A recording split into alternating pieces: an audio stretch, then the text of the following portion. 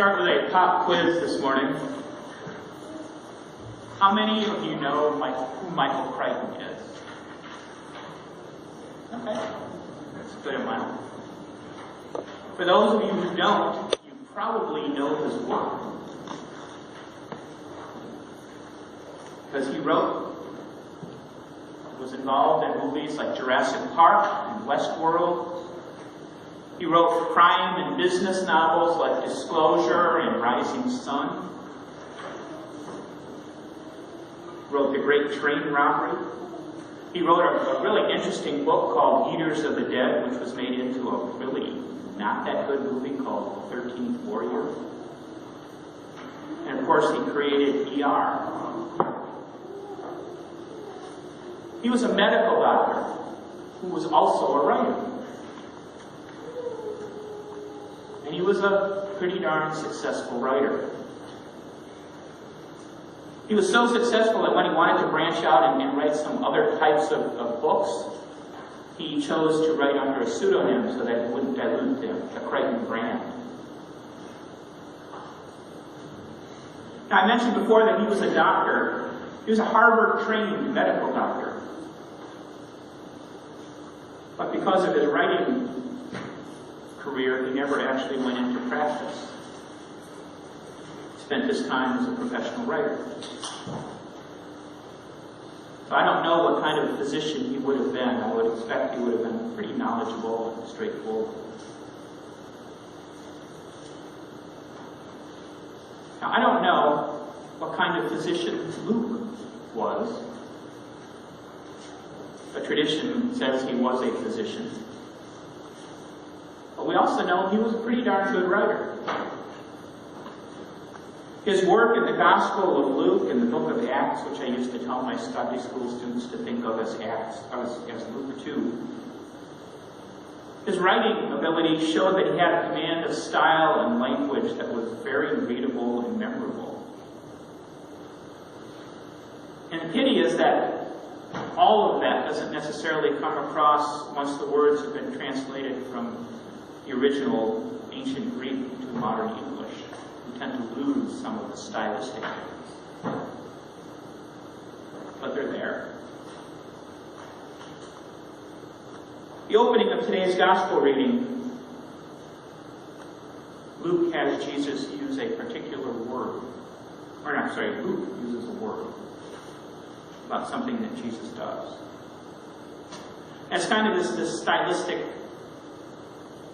tick, if you want to call it, that Luke uses like half a dozen times in his gospel. It's the way that Luke has to say to his readers, pay attention to what's about to happen, because this is important. And it's so deceptively simple that you might overlook it even while it's working. And what he did is at one moment we have Jesus going along as doing his normal Jesus thing. He's apparently walking and talking. We're told that large crowds were following him. And then, according to Luke, Jesus turns. And he says, whoever comes to me and does not hate his parents cannot be my disciple.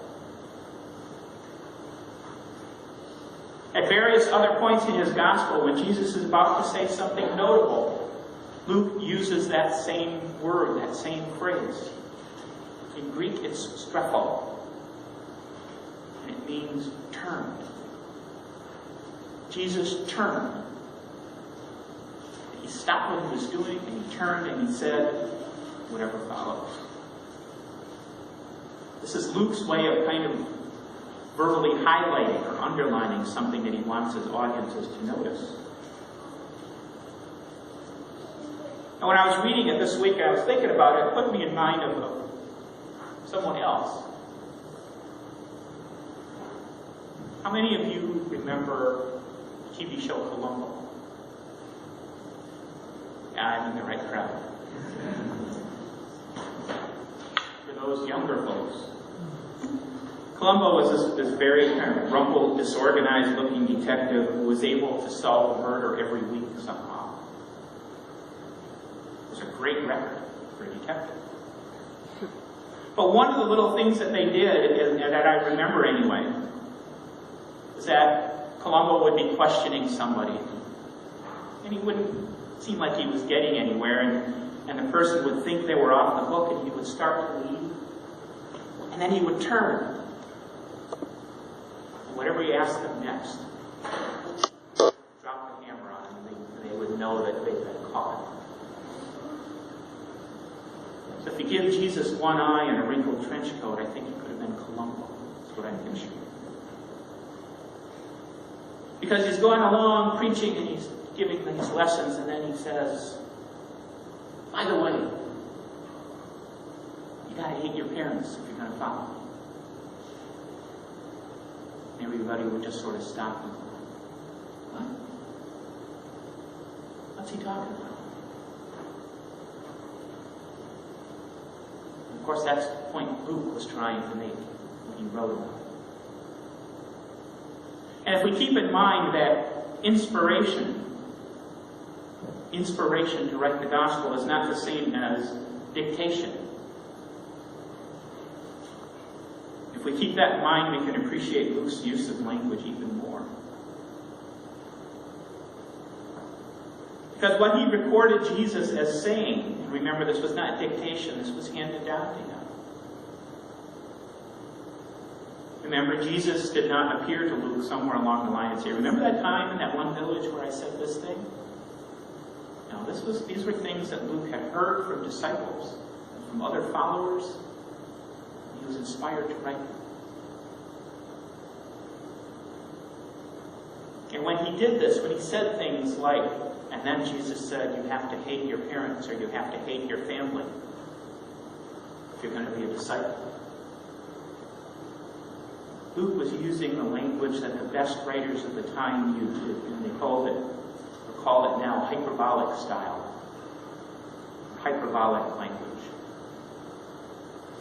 And if you reach back to your high school English class, you might remember that hyperbole, which is a root of hyperbolic, means exaggerated statements or claims that are not meant to be taken literally. I was over the moon when I heard this. Was I really over the moon? No. But it conveys that I was really excited. And the hyperbolic style is a common trait among the really good writers 2,000 years ago, or 1,900 years ago. Even in works of nonfiction like Luke's Gospel, they would use this language that was not meant to be taken literally. Which means what in this case? It means that Jesus probably wasn't telling his potential followers out there that they had to go all Lizzie Borden on the parents. You didn't really have to hate your parents. But what it does mean is that Jesus is saying that you have to like me more than your parents.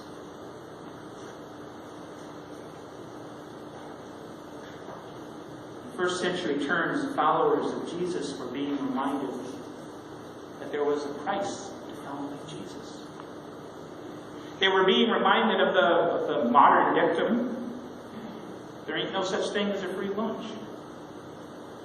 Because in a culture where believing what your parents believed was just what you did,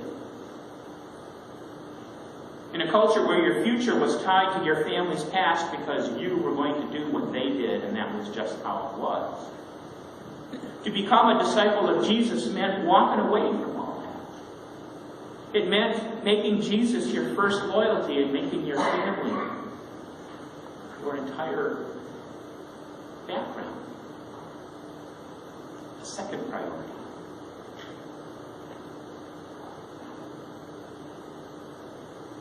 It meant turning your back on what was accepted and expected.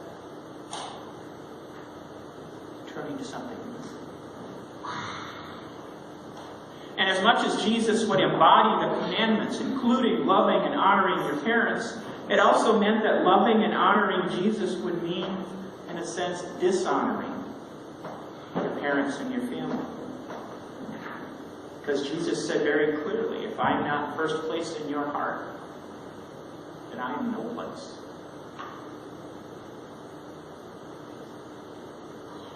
Jesus first, everybody else in your life second. That's what he was saying. And I don't blame you if that makes you a little bit uncomfortable, because Jesus knew that it would. And that's why he wanted to be upfront with those who were following him. And as much as it makes us squirm to hear that, we should appreciate the reminder. The place that Jesus should hold.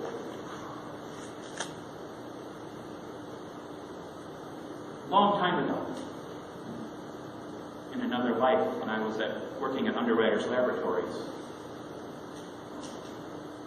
I watched others around me, what they were doing, and I watched what my own brother did on the engineering side. And I decided that if I was going to work my way up from the low-level flunky that I was to aspire to being a mid-level flunky, that one of the things I need to do would be to get more of a business education. Surprisingly, a college degree in journalism doesn't always apply to other things that you do in life. So I decided that I would pursue a master's in business administration, and I went to one of the local colleges down there. It's Keller Business School. I'm not sure if they're still around or not. And I did that because UL made it very attractive. They wanted their people to learn more, so they would pay full tuition, as long as you didn't bomb the class. So I talked about it with Rachel, and I signed up at Keller, and I started taking one course a night, or one course a week. It was a nighttime course, and it went from, I think, as I remember it, right after work until about 8 or 9 o'clock. So it meant I would be getting home probably close to 10 at night.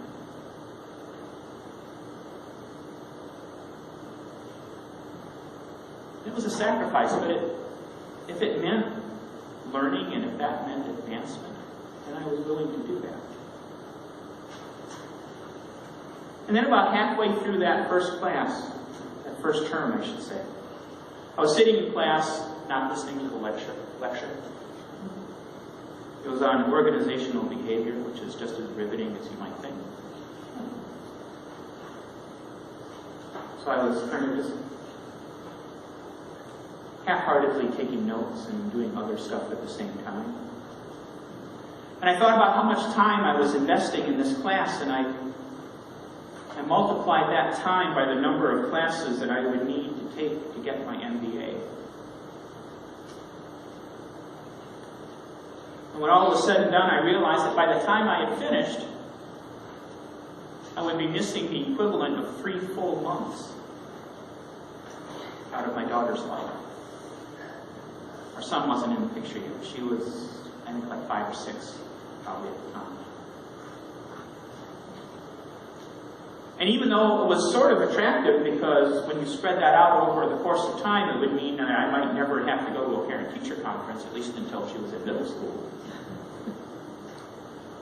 I realized that missing 3 months out of her life, even if it's spread out, that's 3 months. That was just too high a price. So I became a business school dropout. 1 course under my belt in organizational behavior, and I had the knowledge that I was doing the right thing for me by choosing to be at home. And this is what Jesus was talking about when he kind of gave this world's weirdest pep talk to his disciples, his followers. Because what he said to them, he turned. And he said to them, you know, if you follow me, your life is going to be turned upside down. If you follow me, you will be turning against your family. You'll be turning against your culture. If you follow me, you're going to leave behind everything that ever made you comfortable in your life. If you follow me, some of you are going to die.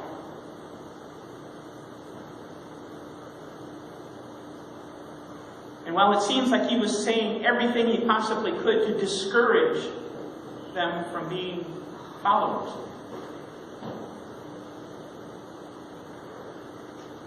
Jesus was really doing was showing compassion.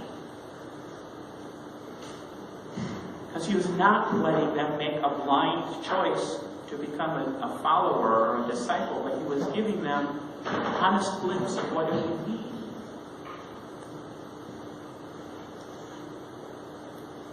And he was telling them that even though the term Christian hadn't been invented yet, but he was telling them that being a Christian wasn't a matter of believing. At least it wasn't just a matter of what you believed. But it was about changing. Changing from who you were to someone else. It was about changing what you did and about changing how you lived. It meant that once you took up the cross, once you made that commitment, that would change your life forever in ways that you wouldn't expect. So he was just being fair to them. If it scared some off, then they weren't quite ready to make that commitment.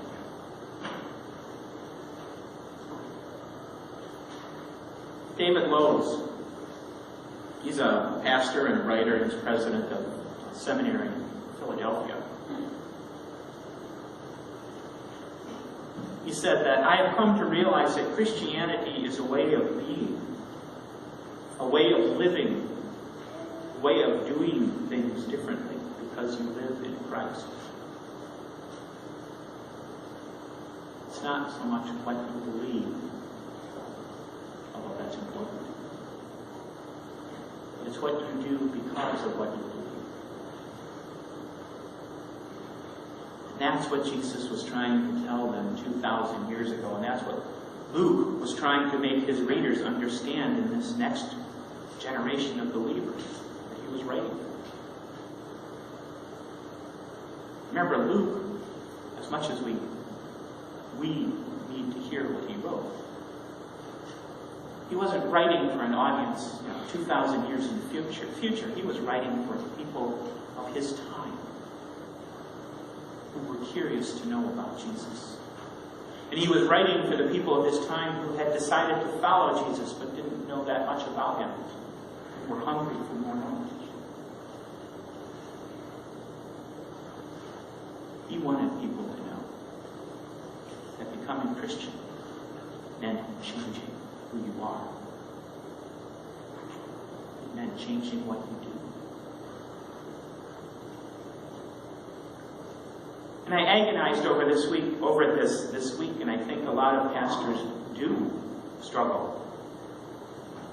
Because salvation is not a matter of works. Salvation itself is not a matter of what you do.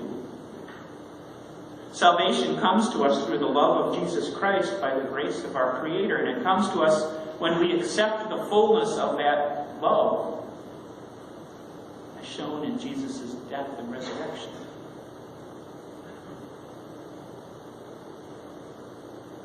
But what we know also is that if we're doing salvation right, so to speak,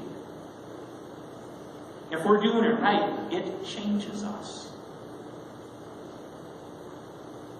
Once we become citizens of the kingdom of God, the kingdom of heaven, we renounce our old selves and our old ways. And the way is paved for us to do and to become something better. And when that happens, it shows. It shows in how we live and how we love and how we treat one another.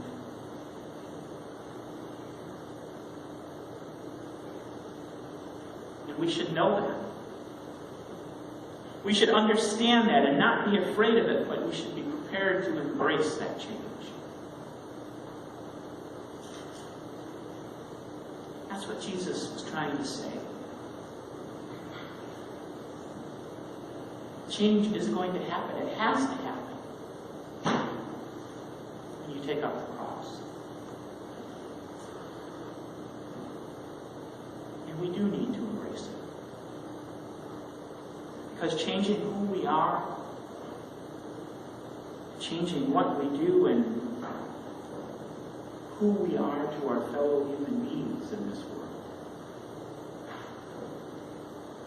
I think that's the least we can do for somebody who did so much for us.